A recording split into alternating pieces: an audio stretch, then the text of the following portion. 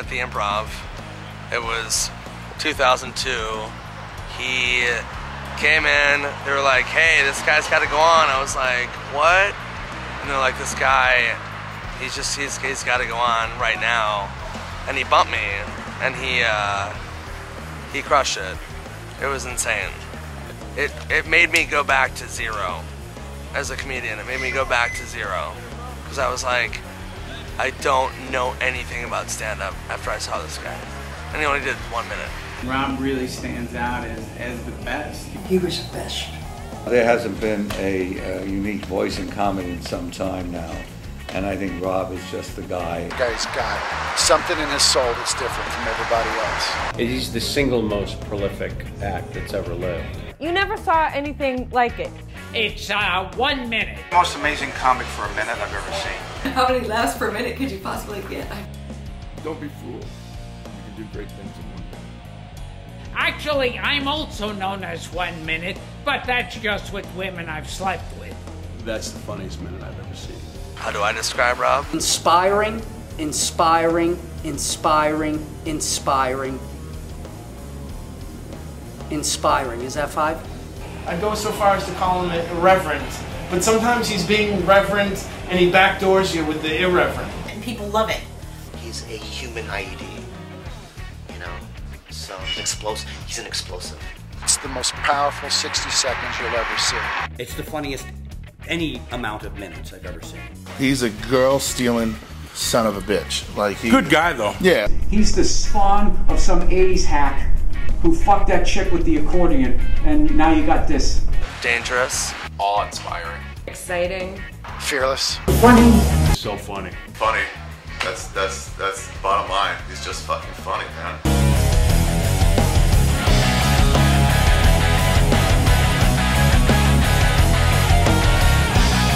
Have you ever heard a story that was so inconceivable, so bizarre, so preposterous, that it must have had at least some truth to it? Such is the saga of Rob Sampson, the 1 minute comic, a man who immediately rose to headliner status with his gimmick of doing shows that were only 1 minute long. His act was so groundbreaking and revolutionary, he became a living legend amongst the comedy community. Impossible, right? Not so fast. In this journey, two comedians, Rick D'Elia and Morgan Preston, investigate the claims from the skeptics and weigh them against the detailed accounts and stories from many of their friends, colleagues, and people highly respected in the entertainment industry. As the legend of Sampson was believed to have originated in Seattle, the city where Morgan resides, they figured that'd be the perfect place to start. So they began their quest to find the truth. Morgan holding fast that the 1 minute comic never existed and was nothing more than a fairy tale. And I noticed when I mentioned teabagging, most of the only guys were smiling. Because girls don't know what it is. It usually happens when they're sleeping. And Rick, truly believing all the stories he'd heard, so much so that Rob Sampson became the #1 comic he'd wanted to work with on his bucket list. Morgan claimed that Rick was gullible, naive, and a complete idiot. This assessment, though not entirely unfounded, only fueled Rick's mission to prove that he was right, and Rob Sampson was, in fact, real. You're not rolling, right?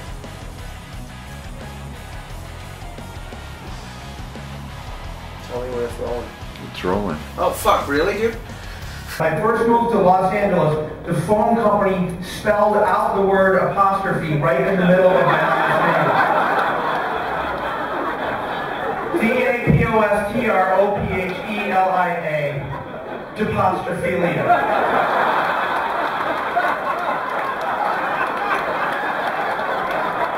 The whole thing is too preposterous and over the top for me to believe any of it. The story comes from someplace. It happened. There was a Rob Sampson out there who did 1 minute. Where is this gentleman? The 1 minute comedian. The Google search shows Rob Sampson as the professor of social sciences at Harvard University. We got a politician in the Canadian province of Ontario. Maybe he worked at a Yuck Yuck sometime. This Rob Sampson is 6'8" and is a guard for Atlanta. Maybe maybe that's the dude. A 1 minute point card? I think we should at least research it and see what the hell the deal is. We used to call him the Dreamweaver because he weaves dreams. All the comics know about Rob, but yet, to the average Joe, they don't know who he is. Never heard of him. Nah, never heard of him. No idea. 1 minute long. Yeah. No, I've never heard anybody like that. The 1 minute comic, Rob Sampson, the comedian that was so amazing he headlines, but he only does a minute. Sounds like most men I know. I got a radio station lined up for him. Who is it? Dave Mancarelli. Okay. I want to welcome Rick D'Elia and Morgan Preston. They're appearing at Catch a Rising Star this week. Showtimes are 7:30. Guys, we're going to get to what you do on stage in just a minute. First, I got to ask you about this documentary that I heard you guys talking about in the hallway, and it can't possibly be right what I heard. Allegedly, there was a comedian by the name of Rob Sampson. Okay. Who only had, his gimmick was doing 1 minute of material. And it was so good that he rose to headliner status, like, immediately. If you think of every other stand-up comic as a strong cup of coffee, Bobby Sampson is the pure, uncut cocaine of stand-up comedy. Morgan and I are going to try to find out if this guy existed or if he did. I was down at the comedy store, somebody told me he's up for like the Mark Twain Award. I mean, I thought you had to be like barely dead or like a chick comic to win that fucking thing. I've been around comedy a lot. I interview a lot of comedians, and I go to the club all the time. I can't imagine a guy that had such a killer 1 minute. I didn't really understand. I thought people were kind of goofing on me when they said that he just does a minute. It doesn't exist. It's just been blown up by a bunch of different comics, and because the stories don't always jive either. One person says one thing, somebody says another thing. Glaring opposition.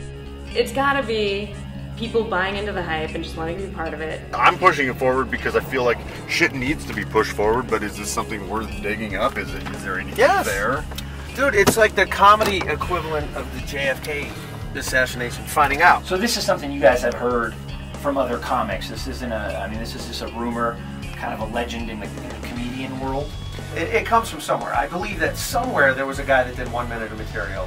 His name was Rob Sampson, and maybe the rumors snowballed from that. In general, comedians talk about their lives on stage, and they just exaggerate for comedic effect, which leads me to believe that this story started from a base. Well, dude, people are doing 1 minute now, so what I'm saying is, it's like that's what the whole internet is. It's all people got vines for 6 seconds. Everybody wants their comedy fast, they want it right now, and they want their punchlines within a minute. Have you talked to guys that have any recollection of this Rob Sampson guy? Have you talked to other comics? Do you know other comics personally that have encountered this or heard this? Not recollections. It's stories, and it's all stories that have to do with like some kind of a you don't think that it's.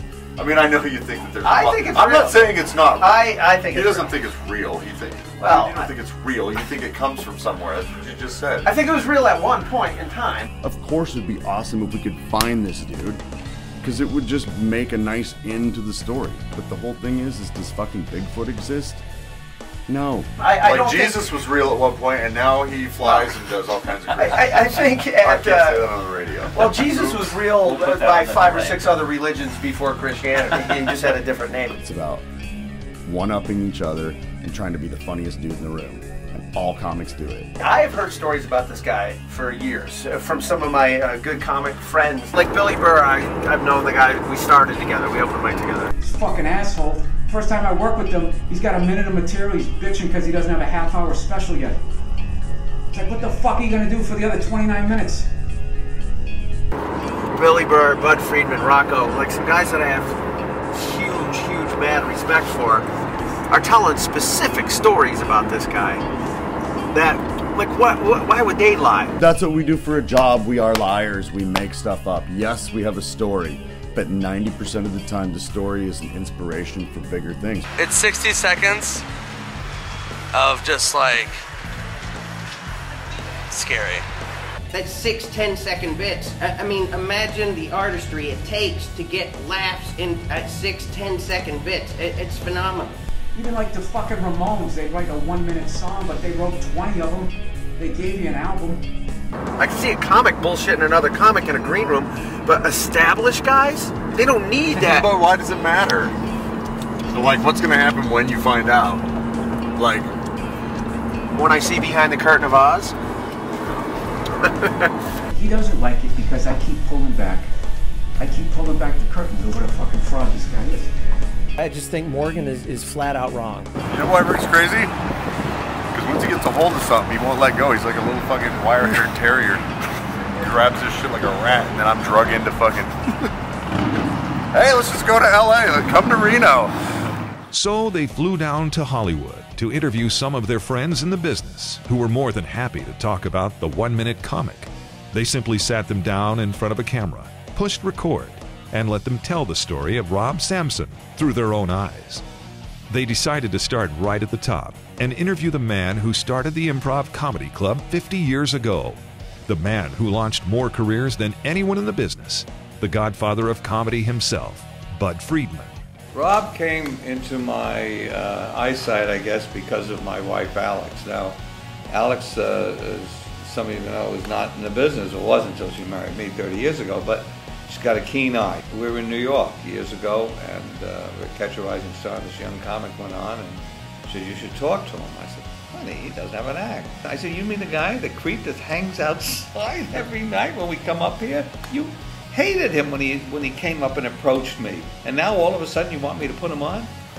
And she said, Bud, I think he's got something. Well, I know where my sex is buttered, so I put him on. Bud's had a very successful career. Why would he want a black mark on his reputation? Rick keeps using this argument to Bud Friedman. Why would he do it? It'd be a black mark on his career. That's bullshit. Why would he talk about discovering him, working with him, grooming him years ago? I tried to guide him to say, you got to do something more than this. And he said, no, this is what I want to do, or I don't want to do it. A black mark, really? From a dude that brought up Andy Kaufman, whose whole premise and whole thing was based on a fucking lie. Guy comes up to me, the club, at an appointed time. He says, how do you do? I am Andy Kaufman. Bud Friedman let all that happen knowing all of it was going on. Thank you very much. I knew I'd been had, and I fell in love with him. And it's the same thing, with this guy. He was just, his act, certainly unusual. 1 minute for a headliner. When we interview these guys, we got to make sure that we ask them all like the same stuff, so we're not playing favorites or influencing the shit that they're saying. The first time I worked with Rob was just at an open mic, and it was a bar in Massachusetts called Scully's. I met Rob in 1995 at the Comedy Store in San Diego. That's where I started. I met Rob outside the parking lot of the Improv. I met him in Florida at a little club called Side Splitters. Some shitty little bar, the Chuckle Hut, Nebraska, I think. Backstage at the Jazzborn Theater in Wickenburg, Arizona. Place called Lowell's. At Nick's Comedy Stop, I used to waitress there in the 90s. Incidentally, don't waitress. In Burlington, Vermont. I don't know if you remember those gigs up there, but the place is called The Front.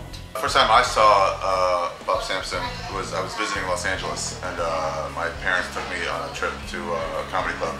I think 82. I'm not, let's say early 80s. I don't know. I was in Kennett Square, Pennsylvania, which people don't know. Mushroom capital of the world. I ran into Bobby in 2002 at a pizza place in Los Angeles. The first time I worked with Rob, I was his valet. Which comic did you talk to that made you suddenly go, oh, we need to fucking figure this out? Who did you talk to? Joey Gay. I think Joey Gay was probably the one that was the most convincing. I was in a small club in Sheepshead Bay, Brooklyn, which was one of the last true mafia neighborhoods. And it was a club where guys who were stone cold, real deal murderers hung out. It's the worst place to do comedy. It's a sports bar. There's a couple softball teams.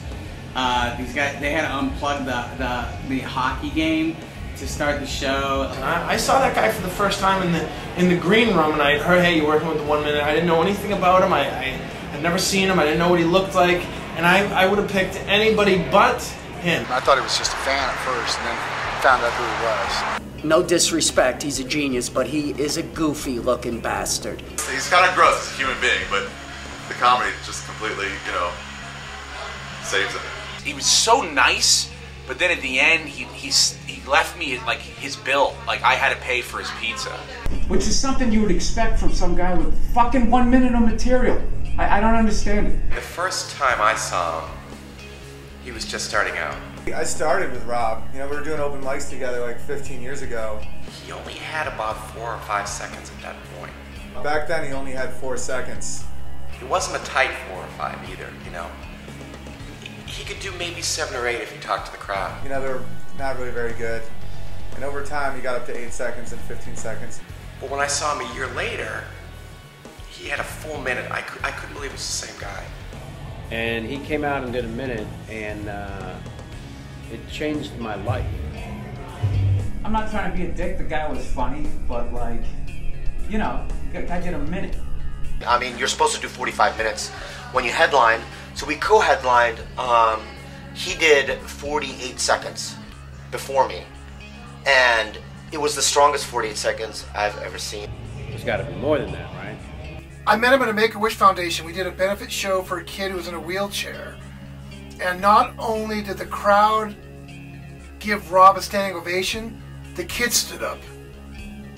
Just the power he had over people was really just like control. I went up, I ate it. Who else was there? Stephen Wright went down in flames, Dennis Leary, he's like a lot of us guys from Boston. And then Rob just came in and, you know, just blew the room away, you know. All of a sudden, it was as if like he was instant sobriety, like the whole room just got focused. We're pulling up to a toll, and I said, let me give you some toll money, you know.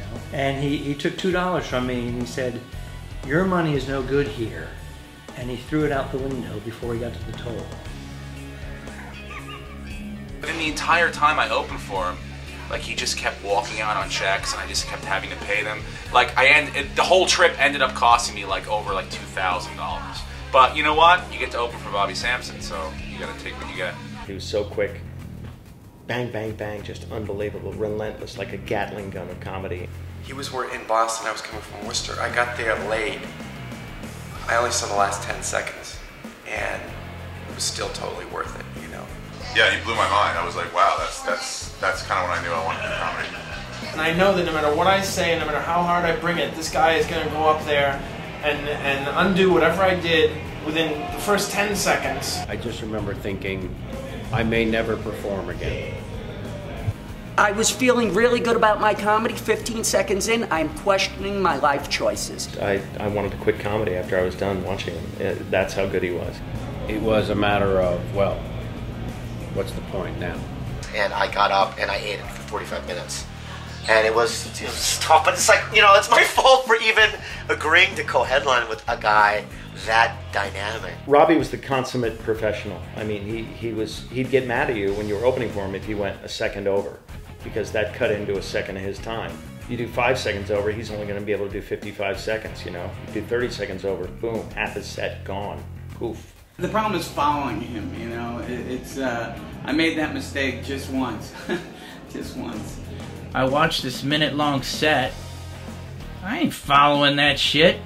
Not only do I not want to go on before him or after him, I don't even want to look at the stage when this dude is done wreaking havoc. In fact, I stopped doing stand-up for about 5 years, and that was after I followed Rob. Well, it was hard to follow. It really was. Nobody could follow him, first of all, but he would kill. He would kill like you wouldn't believe. Are you shitting me? How do you follow that? I could do an hour after that, and I'd burn in hell. There's no way to follow that minute. If you called back to something within the last 15 seconds of his act, they would remember that, connect it to Rob, and you look like a genius. That's the only way you could follow him. I had no problem following the guy, but he just, you know, I don't know, I just wasn't that like, I usually have a good eye of who's gonna make it or not, and that guy, I was just, you know, I didn't see it. He's got this confidence that everyone wants. And his is like if you melted down confidence to the smallest form and then magnified it by 1,000. He's the black hole of confidence. I'm not buying this guy's confidence.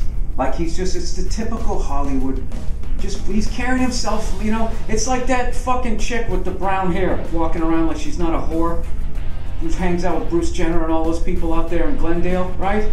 She's walking around like she's not a whore. It's like we all saw what the fuck you did. We saw how you made it, you know?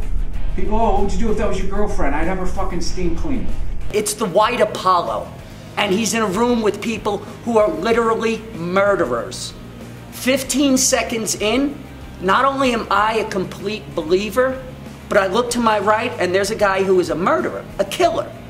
Knows what the inside of a body looks like because he's hacked it up, never laughs, the man is convulsing with laughter. Tears are rolling down his face. We call him Son of Sam because he would just kill. The guy would kill. That's what he did, he killed. Crowds buy into it because that's like, I don't know if you've been to a college lately, trying to do a college gig. I mean, you're standing on stage and every 5 seconds they have to update their status. They like have, that's like the new heckling. They got their face down, you know, in their damn phones. Face lit up like they're in Avatar. That's what it looks like when I'm on stage. I'm standing on stage and they're just like fireflies. So I don't think they hear half the shit I have to say, so I don't know, maybe that's the way you gotta do it now. You just do like a little 1 minute thing, you know, and then you flash LOL, OMG, and you get off the fucking stage. I don't know. All these comics have something really good to say and funny to say about this guy. Why not, you know, let's just get to the bottom. I don't know who to believe. These people are too good at making stories up. I mean, let's be honest. I can't wrap my brain around Morgan's hypothesis that all of these comedians would completely make up a story out of thin air about a guy that never existed. People exaggerating and building on it and telling their version of the story. It's kind of like telling whispering something in somebody's ear, and by the time you get to the end of it, it's a totally different story. That's where I think that most of the stuff comes from. It's said that once you reach a certain level and you develop your own comedic point of view, then any topic is open, because with a strong enough comedic point of view, you can talk about anything and make it funny. Of course I had a favorite bit of Rob's. 5 words, cockroach in the cooch. You know, you don't have to work dirty to be funny. I love Rob's bit on Cappy Bears, and then the whole bit about the, you know, who invented the glockenspiel. Hey Marge, look what I made. What's it called? I don't know. What does it do? I don't know. His take on the why did the chicken cross the road? Hey, why did the chicken cross the road? Why? I don't have time, bitch. I'm on to the next thing. The thing he did about the submarine, and there's a diver who comes up, and so or a diving bell or something like that. Ding, ding. And then he used to strip down to nothing but a G-string and talk about his privates being a pterodactyl. He did this bit about Genghis Khan, and then he turned it into a Regis Philbin impression. I love the thing he does on Jell-O. We had a historian there one night. He said his Genghis Khan was dead on, not just his Regis. You know, we knew the Regis was dead on. I used to call it the evolution of Jell-O, because it's sort of like the evolution of dance. Only instead of using dance, he uses Jell-O in place of dance. So I call it the evolution of Jell-O. It's just. But what we didn't know was that the Genghis Khan impression was dead on, and that I don't know how he knew, but this historian knew and was blown away. I haven't eaten Jell-O since because I can't transcended Jell-O as a dessert. Probably the minute about pears. The thing about pears, and I cried. Nazis, very hard to make funny. Cancer, very hard to make funny. Ironically, the third, pears. Kevin Pollak and Joey Gay were filmed 6 months apart from each other. Kevin in Seattle, Joey in Reno, and they both came up with a bit that Rob had about pears. These dudes are comedians. It's a small world. No way. It came from somewhere. They saw a guy doing 1 minute about pears. That's exactly where that came from. It's a time thing. People are fascinated that this guy is only on stage for a minute. You know, who gives a fuck? They got a fish tank in the back of the stage. He comes up. They said, I did not see this, but he looks at the tank and goes, fish are weird, huh? My favorite bit he does isn't even a bit, it's just a look. He just does this. So he didn't have a closing bit at that time. He just went like, kapow, something. It's deafening laughter when he does that, because it's basically telling the crowd, I'm better than you, I know it, fuck you, but I still hurt inside. They had a lot of people saw that video with Rogan and Mencia going at it, and that the example they used is that wall joke. Bob Sampson actually wrote that and gave it to me. He said it was a shitty joke. I thought it was awesome, and so did everybody else. Here's his new thing. I don't know if you guys heard this. He wants to build a new wall all down the California-Mexico border. Like a 12-foot high brick wall, it's like 3 feet deep. So no Mexicans get in. But I'm like, dude, Arnold, who do you think's gonna build that wall? And Mencia started doing it. That's my joke, and I was like, no, it's not. It's fucking Bob Sampson's joke. And he sold it to me, or gave it to me, so I was like, now it's my, he said I could do it. It's my joke. You go, hey, how's everybody doing? You play your throat, you pause for a second, you're down to 52 seconds. Anybody can get through that. Hey, how's everybody doing? I mean, that eats up like literally half of his friggin' act. You know? And forget if he brings it down for the troops. I mean, the guy, he only has to do like literally 28 seconds at that point. How about a moment of silence for all the troops that passed in the last fucking, you know, whatever. Just every hack. Ladies, back me up. Billy Burr has enough on his plate that he doesn't need to get rattled. He fucking hates Rob Sampson. Like, Billy Burr was going off on what a douche. But isn't that what Bill Burr does always?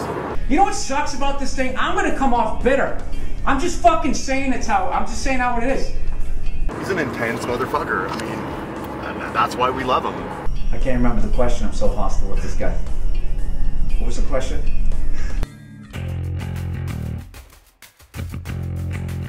Every now and then you'll get a heckle.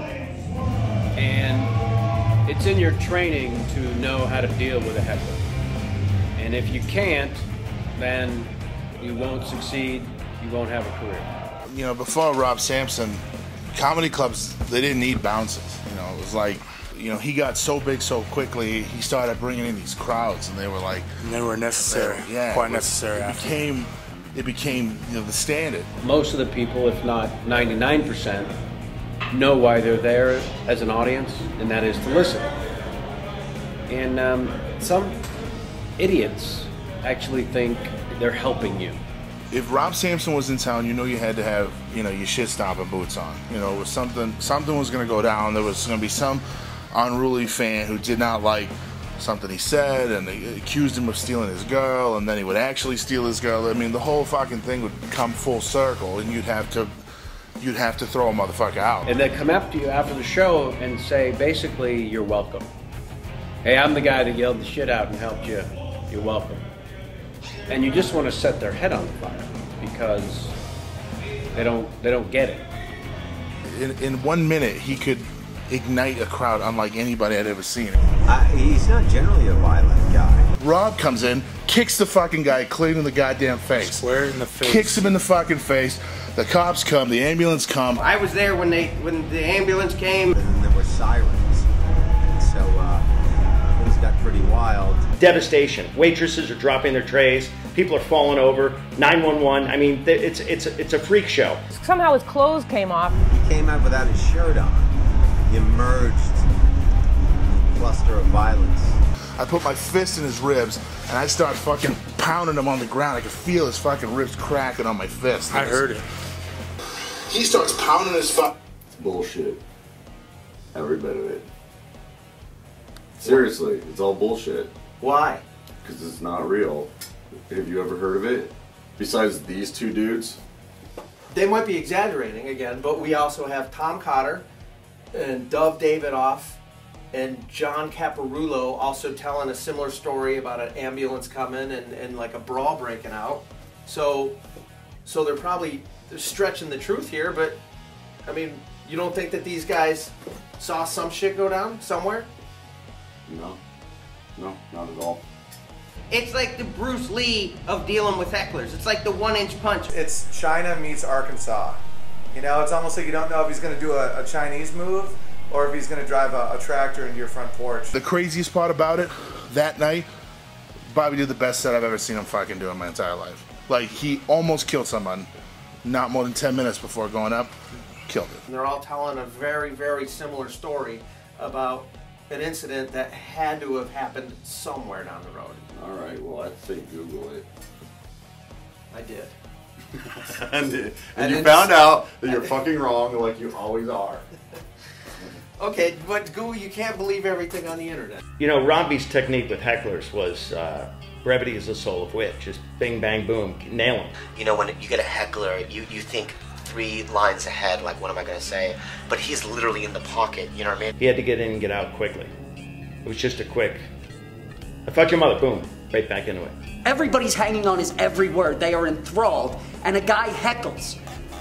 Bobby Sampson just simply says response in parking lot. How I do it is I kind of try to talk to the guy and try to, you know, Bobby just picked up the chair and whipped it at the guy, and it hit the guy in the head. Fucking murders for the remainder of the 40 or 35 seconds that he has. And then Bobby goes, how about this? Goes out to the audience and fucks the guy's girlfriend, like in front of everybody. Everybody hung out in the parking lot in their cars waiting for him to come out. It took him about 15 minutes.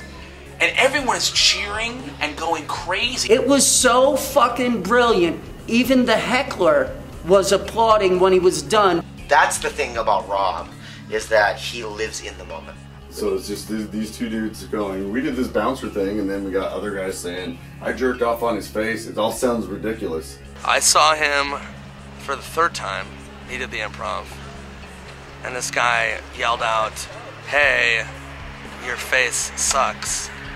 The thing is when you're only doing 1 minute, you don't want it to get interrupted by a heckler, I guess. So he just, you know, he has a 0 tolerance policy. And He doesn't have the seconds to waste here on you and your mouth, sir. And it wasn't like, hey, I don't go down to your job. It was pinpoint laser accuracy. He laid into this guy so hard that the guy had an 8-ball of cocaine in his pocket, and he fucking sorted the whole thing and tried to fight him. It was like Jedi stuff because he was able to find that, and I don't know how he can size people. A lot of comedians are very good at this, sizing people up, finding their weakness. I'm gonna fight this guy, and then I'm gonna suck his dick. I heard him say that, and I was like, holy fuck. This man hanged himself.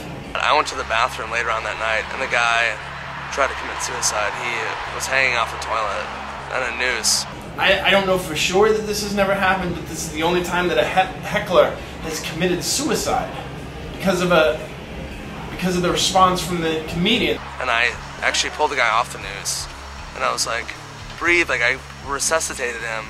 I wonder how many of those stories were actually true, but they just used the name Rob Sampson. Yeah, you dream of that, saying something to the heckler that causes them to kill themselves, but Sampson actually did it. I'm like, are you okay? And he goes, yeah. He goes, did you see what that guy said to me? And I said, yeah, I fucking did. He completely, I guess, robbed him of all hope. And he goes, do you blame me for the choice I just made? And I said, no, I don't. They told a good story. I'll give them that. It's pretty funny shit. You know?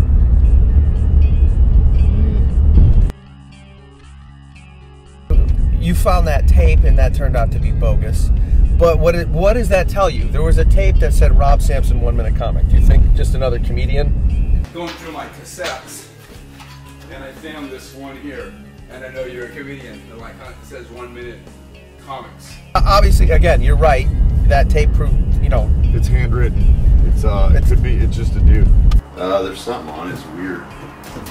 We're gonna listen to this and see what you think it is. I hear like audience. I can't make anything out. And there just happened to be a minute of bullshit that nobody could understand and some applause. That doesn't mean anything to me. Yeah. No, I know. I mean, you'd have to at least hear a voice and a joke and maybe a punchline. I mean, someone it's comedy, right? Someone knew that Rob Sampson story when they made that tape, though. The more people they talked to, the crazier the accounts got. That said, for every comic who had a Rob Sampson story, there was another waiting in the wings to debunk the whole tale. We've got some of the biggest comics in the industry saying shit. Some of it's contradictory, too. I think he's either so fucking good that everybody leaves him alone, or it's bullshit. I think the whole thing is bullshit. A lot of people say that he's not real. You know, he never existed. Well, there's two sides to that. There's some people who are in denial about it. They don't want to know the possibility of a conspiracy. They just want the facts and they accept it as it is. It's fear-based. Because you haven't heard of them doesn't mean that they're not there. I've heard of him. I've never worked with him because he doesn't exist. Why would I call the booker and tell him I can't follow a comic that doesn't exist? Lying is one way of putting it. How would one benefit for making up such a story? I don't know. This is shit that guys make up to get laid. Period. Comedians are liars. Their whole job is predicated on telling bullshit. And then there's the other people that are intrigued about conspiracies. They want to know the possibility of the possibility. Well, because it's possible. That's impossible. Nothing is impossible. Don't inject logic into this thing. I've seen a lot of comics who only had one funny minute, but I've never seen anybody go out with just 1 minute. It's a fantasy. Every comic would like to fantasize they can do just 1 minute and get paid. You can't. I mean, why not just have a drive-through window in the club? Why don't you just charge the audience by the laugh? That would be the best thing. See how many comics would make money then. By the laugh. I used to run a Moggy's. It was a hot comedy club on Sunset and Gower in Los Angeles. You know, I do self-promotion shows, which are bringer shows, and what that means is a lot of comics required to bring people to perform. It was a bringer show.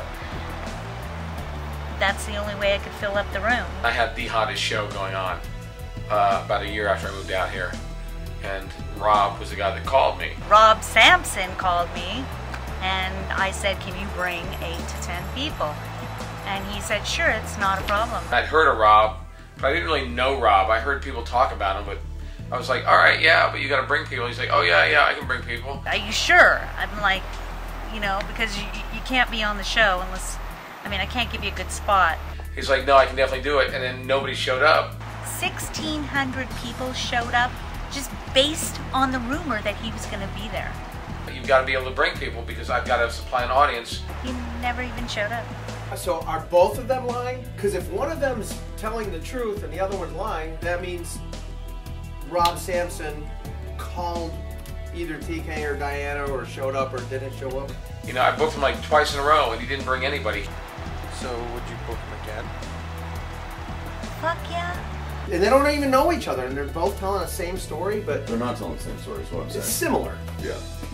Well, it's similar in the fact that it's completely opposite. You got one thing and you got another, and they're exactly opposite. The only thing that's similar is bringers. That they're doing bringer shows. That's it. Well, a lot of people believe that Rob Sampson was invented by some comics to keep certain comics out of certain clubs. Like a chick could have 700 minutes of material, but she doesn't get booked. But this guy with 1 minute, you know, I can't pay my rent, but this guy. I'd book him if it was a solid minute, you know, and it as a headliner. Yeah. What I do know is that most club owners would rather book an imaginary man than an actual woman. This I know. All I can tell you is, from my perspective, if it sells tickets, I'm going to book it. Some people think he's a myth, some people think he's a wives' tale. Yeah, it's like one of those urban legends. I love the urban legends, but come on. Do you really think somebody went to an emergency room with a gerbil up his ass? I'd have to think hard. I think that was Richard Gere who came in with the gerbil in his ass. You're absolutely right. Why do people want to believe in Bigfoot? Why do people want to believe in a Loch Ness Monster? Right, there's pictures of Bigfoot. How is there not pictures of Rob Sampson? You could put anyone in there. Really, anyone could be Rob Sampson and no one's even bothered to do that. It's romantic to believe that there's some mythical creature out there that somehow defies proof. Well, people believe anything. People believe the Bible.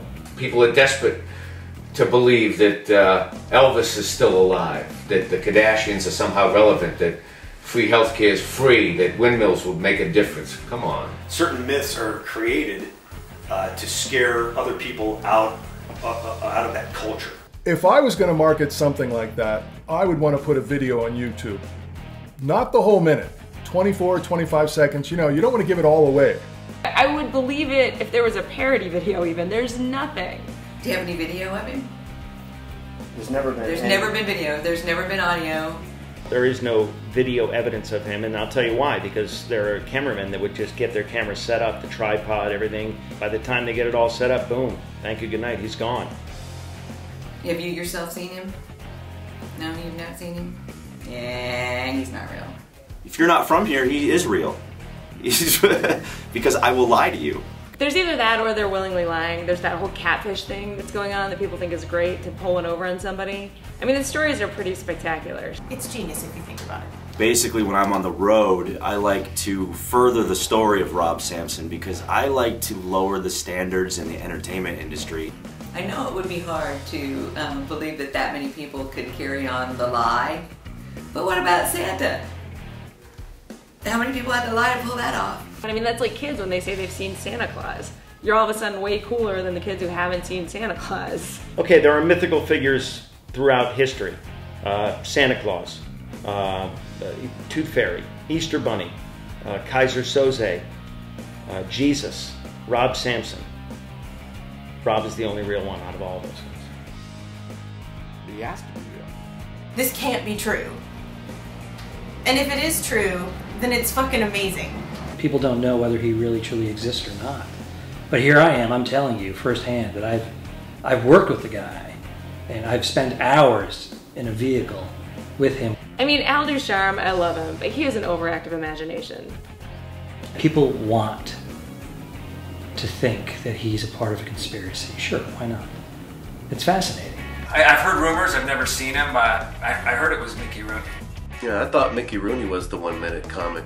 It definitely has that feel. It has a feel like it started with Mickey Rooney and then it evolved into something else. And Mickey Rooney spans the entire industry. Of course it could be Mickey Rooney. 1 minute comic? That might have been a character I played. Rob Sampson died a long time ago. He was a vaudevillian comedian. He was actually a 1 minute comic. What happened was he was partying with Mickey Rooney. They got into a fist fight over some cocktail waitress, and then Rob Sampson fell down, hit his head. He could never remember more than one joke afterwards, but that became his shtick. Rob Sampson, 1 minute comedian. That Mickey Rooney story was passed down from generation to generation. I bet a bunch of other comics were pretending to be like Rob Sampson, but the real legend belongs to Mickey. What are you going to make? Yeah, if it was a character that Mickey Rooney created 90 years ago, that would make sense. That's something that happened and it got spun into a legend. I believe it. I think it makes sense. It could have been him. Well, I wasn't a stand-up comic, but I've had funny lines to say. I did work with Rob Sampson, and you know, the truth is I knew it was Mickey Rooney. And I withheld that information out of respect for him. But if that's the case, every comic you're talking to is still lying because no one worked with him last week. So you worked with Mickey Rooney back in the 40s, Jesse? Oh yeah, oh yeah. Well, I mean not at all, but you know, it just. I think it proves my point. This is a bunch of people making up a whole bunch of stories.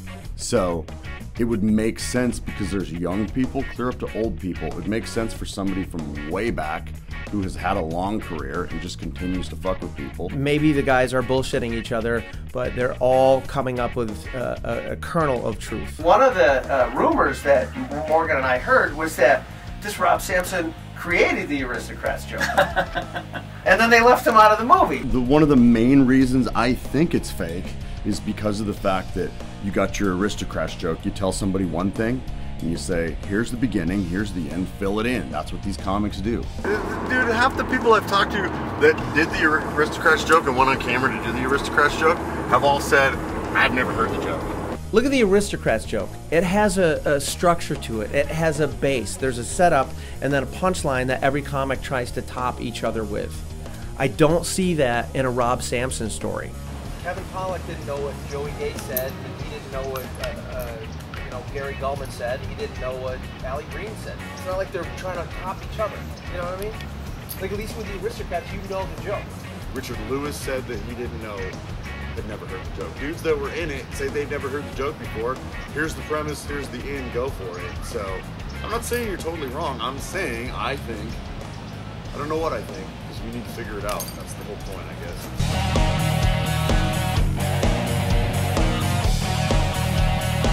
Legendary is, I guess, another way of saying a comic's comic.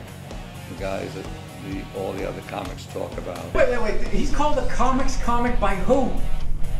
Well, basically, comedy will always be, there'll be before Rob and after Rob. The first way that I would say the 1 minute comic shaped what we do, step one was no one would ever think to do 1 minute. I always admire, and this is what goes back to what makes a legend, a comedian following his vision. Why does the minute work? It shouldn't.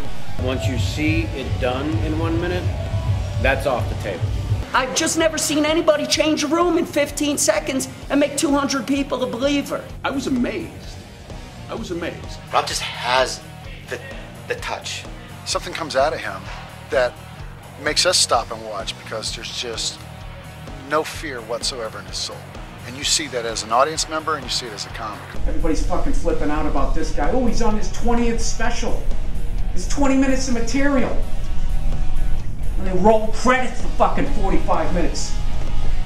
A lot of people do hate on him, but where's your 1 minute headline set? I used to love to come in because it was only a minute. I can't stand to watch some of these other guys sometimes, but for a minute I can handle it no matter how bad or how good it is. And I was almost changing all the time. It's never the same minute, ever, ever. He only does the 1 minute one time. Over the span of his entire career, it's never been the same minute. And that's the remarkable thing. What is comedy without Bobby Sampson? I don't know. It's an absolute phenomenon. I'd say it's important to comedy because it's so unique. You know, so many people do the same thing and the same rhythms, and he's like, you know, fuck that. I'll bring you 60 seconds of heat and then I'm out. But he doesn't have to deal with like a check spot.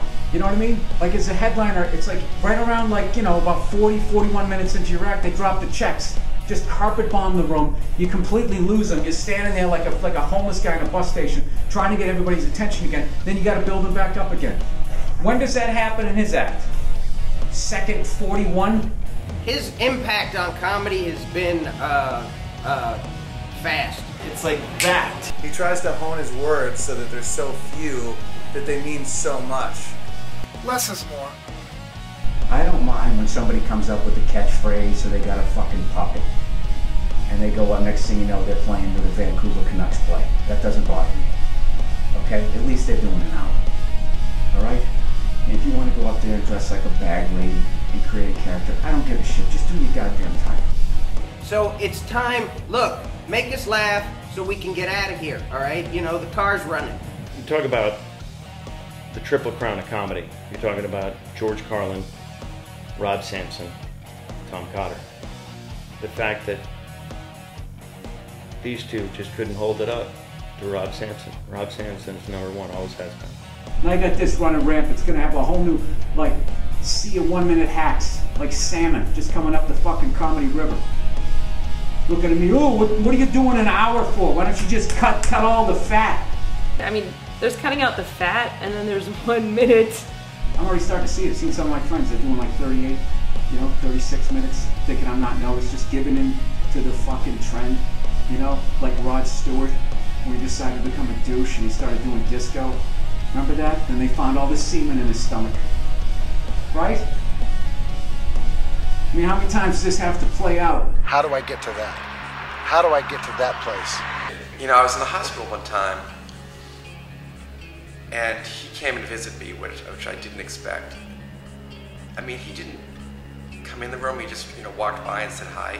You think he's gonna zig, and he doesn't even zag. He does something that there's not even a word. There's not even a word for it. He frippers, or you'd have to create a word for what he does, because zag is like that's what you would think he would do. He was somebody that knew how to get the most out of every minute of every day, and I think we all learn from him. Now when I visit someone in the hospital, I don't go in the room. I just walk by. I was nervous, I was bombing, and all of a sudden Rob showed up. He walked up on stage. I had the show of my life, and I got a standing ovation, and Bobby Sampson was there. He came up to me and he put his back of his hand on my face like this, and he rubbed down on my face, and he just walked off. 200 people are standing up, trying to pay me as much respect as they can for my craft. and I search out Bobby Sampson in the room. And I literally started destroying after that, and I don't know what he did. And he did this thing that like Jesus does in statues and just looked me in the eye. It was like some sort of Jedi, you know what I mean? Like some sort of like Lord of the Rings, Saruman wizard trick with the hand. But he really, he's a magical person. And when I left that night, I spoke to my mom. I didn't mention the standing ovation. I said, Mom, Bobby Sampson looked me in the eyes and made a small hand gesture, and she looked me right in the face and said, bullshit. I guess I feel like it's like what it must have felt like when, you know, someone would be watching a early Steve Martin or George Carlin or Buddy Hackett. And it's about 60 seconds of just laughter, you know, and he's nothing without it. You know, he needs the crowd as much as the crowd needs him. His comedy is beyond me. His effect on comedy is beyond me. I've been doing this for 13 years. I've dedicated my life to this art form. I can't figure this fucking genius bastard out or what he'll do to this country. You can't emulate the king. You can't emulate the guy who in a minute would just blow up a room. You can't do it. It's never going to be done. Fuck this guy and his 1 minute of material. You know what I mean? He was one of the guys that influenced me to do stand-up. He's one of a kind. He really is. His dick it's bigger than any black guy's, and it's not black. That's memorable. That's memorable. While the majority of the people interviewed remained steadfast in their accounts of Rob Sampson, there still remains a vocal minority of insiders who deny his existence in the first place. Without any actual video or photographic evidence, it would appear the naysayers have enough weight to support their claims. Yet, for the believers, his legacy lives on, stronger than ever. I think most people think it's bullshit, but there are people that still believe, based on what they've seen. All right, look, I will give you this. We have not been able to prove that there's a Rob Sampson or that Rob Sampson ever existed. But conversely, it's like trying to prove God. You can't disprove it either.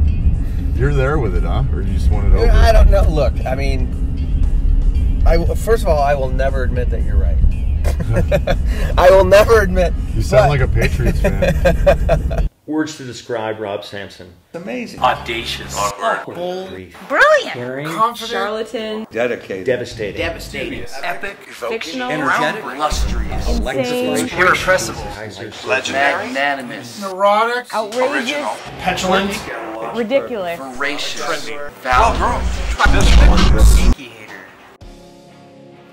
I don't think there's a guy today named Rob Sampson who's out headlining around the country. But I do honestly believe that at some point in time, there was a guy named Rob Sampson, and The aristocrats and the 1 minute comic don't exist. It's all fake. It's all made up. Both of them. And there was no second gunman, and Building 7 really did collapse because of heat implosion. Joke is real. But look, I will give you this. If there was a guy going around doing the 1 minute act, there'd be a headshot in a comedy club somewhere. There would be an old videotape. Maybe it's just like a rite of passage. Like everyone has to have their Rob Sampson story. I don't know, dude. I'm willing to cash it in. I'll even say, hey, I don't want to spend any more money or go anywhere else on this. To the point where, like, I'll even say you're right. All right, end of movie. Fuck off. We're done. End of story. I'm right. Rob Sampson lives. The South Park writers said it best in their epic trilogy, Imagination Land, better known as Kyle Sucks Cartman's Balls. At the end of the show, Kyle Broflovsky makes a brilliant point, explaining how imaginary characters can be as real as actual people. Think about it, he says. Haven't Luke Skywalker and Santa Claus affected your lives more than most real people in the room?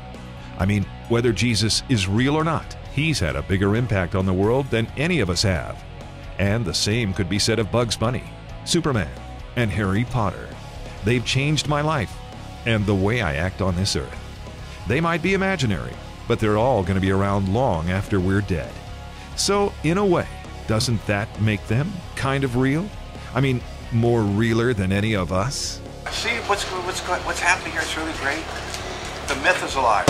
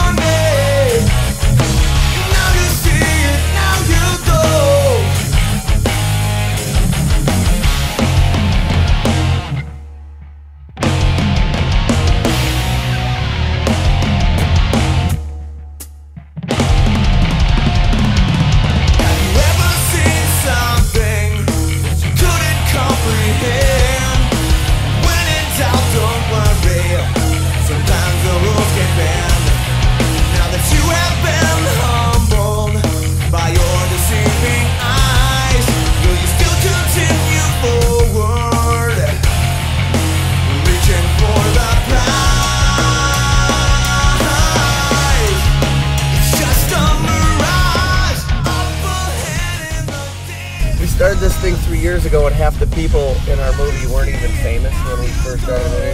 And now they're famous, and we're still sticking around in Seattle drinking fucking $4 cups of coffee. And I'm trying to cling to this myth, you know, that never existed in the first place. Who wins? I think they do. So let's just, yeah, you're right, man. Let's just get on with our lives. Do you guys have a name for the documentary? No, I don't know. Just, you know. Morgan's gonna call it. Rick and Morgan interview a bunch of their famous friends so they can try to get famous too.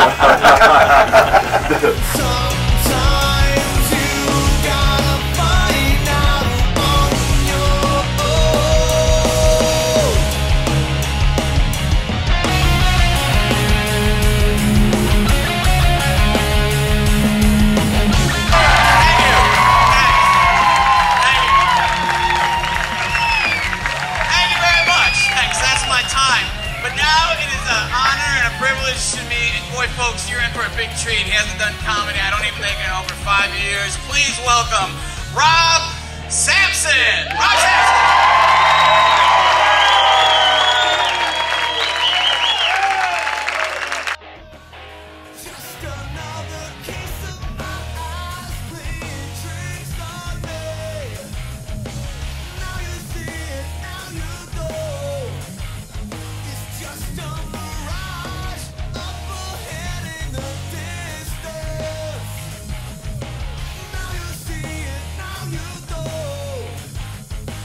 Just another